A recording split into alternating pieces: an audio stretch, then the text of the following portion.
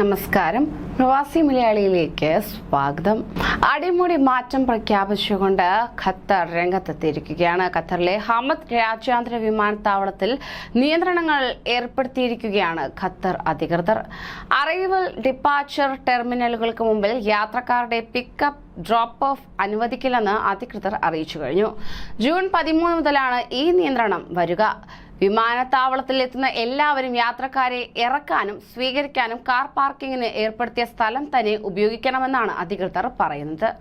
ടെർമിനലുകൾക്ക് മുന്നിൽ വാഹനങ്ങളുടെ തിരക്കുണ്ടാക്കുന്നത് ഒഴിവാക്കാൻ വേണ്ടിയാണ് ഈ തീരുമാനം. യാത്രക്കാരുടെ സുരക്ഷ മുൻനിർത്തിയാണ് ആദ്യഘട്ടത്തിൽ തന്നെ ഒരു പരീക്ഷണാടിസ്ഥാനത്തിൽ ഇത് നടപ്പിലാക്കുന്നത്. 13 മുതൽ പിക്കപ്പ് ഡ്രോപ്പ് ഓഫ് സൗകര്യങ്ങൾ കാർ പാർക്കിംഗ് ഏരിയകളിൽ മാത്രമാക്കി പരിമിതപ്പെടുത്തുക. ജൂലൈ 13 രാവിലെ 10 മുതൽ അറൈവൽ ഡിപ്പാർച്ചർ ടെർമിനലുകൾക്ക് മുമ്പിൽ പൊതുജനങ്ങളുടെ വാഹനങ്ങൾ നിർത്താൻ അനുവദിക്കുന്നതല്ല. അധികൃതർ നിർദ്ദേശിച്ചിട്ടുള്ള പോലെ തന്നെ വാഹനങ്ങൾ മാത്രമാണ് ഇവിടെ നിർത്താൻ പാടുള്ളത്. ഉദ്യോഗസ്ഥരുടെ വാഹനങ്ങൾക്ക് മാത്രമാണ് അനുമതി നൽകിയിട്ടുള്ളത്. യാത്രക്കാരെ കയറ്റാനും ഇറക്കാനും കാർ പാർക്കിംഗ് ഏരിയയിലെ സൗകര്യം മാത്രമേ ഉപയോഗിക്കാൻ പാടുള്ളൂ എന്നും അധികൃതർ ചൂണ്ടിക്കാണിക്കുന്നു.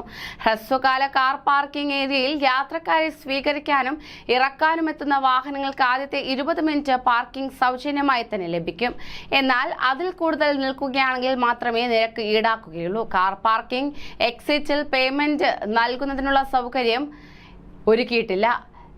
ലെവൽ 2 കാർ പാർക്കിങ്ങിന് മുൻപിലുള്ള മെഷീനിൽ വേണം പാർക്കിംഗ് ഫീസ് അടയ്ക്കേണ്ടത്. കൂടുതൽ പ്രവാസി വാർത്തകൾക്കായി ഈ ചാനൽ സബ്സ്ക്രൈബ് ചെയ്യൂ.